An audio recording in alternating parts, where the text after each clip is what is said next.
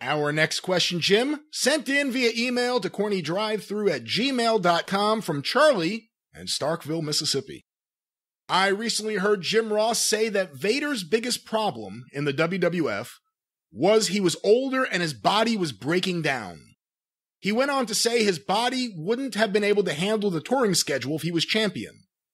Was Vader in that bad of shape at that point?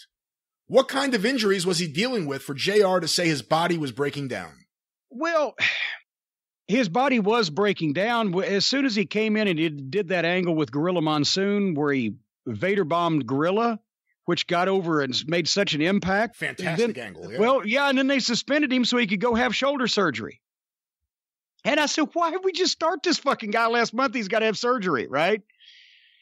And I never understood that. And when he came back, it never had this. The impact started lessening. I think Vince found new toys over a period of time. But also the shoulder surgery was worse than they thought, so he was off longer.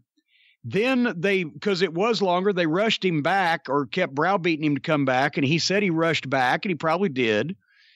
And he had gained weight, and then there became the problems and the battles with, Leon and JR on behalf of Vince and his weight.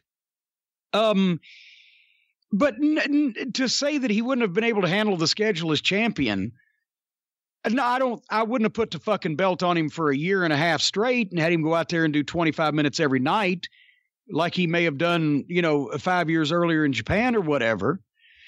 But at the same time, no, when he was in WCW and in Japan, they weren't working nearly as the schedule that the WWF was at that time. But the point is, he could still go out and be Vader in 1996. They just Vince never got Leon, and Leon never got Vince.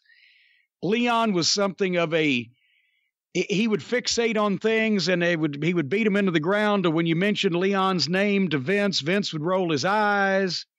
And then Michaels didn't like to work with Leon because Leon was jerking him around because that was Leon's gimmick. And he was a real beast in a land of fucking, at that time, fucking real make-believe. But he could have gone out and held the belt for a fucking year and gone out and had Vader matches on the big shows and probably drawn some money. But Vince never wanted a strictly heel champion as long term. And once he got disenchanted, once Michaels got him disenchanted with Leon, he didn't want him to be the champion. That was his plan until Shawn actually started working with Leon. And then Shawn changed that plan. Yeah, that was actually going to be my question. How much of Vader's problems in the WWF were his body breaking down versus Shawn Michaels not wanting to work with him? Shawn Michaels breaking down and saying, I'll get you fired if you pull my hair like that again, motherfucker.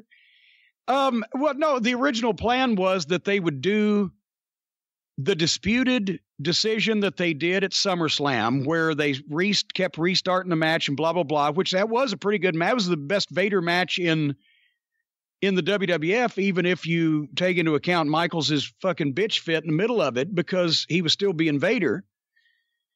And then Vader was going to fuck him at Survivor Series and then go back and defend it and drop it at the Alamo Dome in January at the Royal Rumble in San Antonio, Shawn's hometown, which was the reason why they brought Jose in to be Shawn's trainer, so he would be able to get the Eye of the Tiger back, the man who originally broke him in.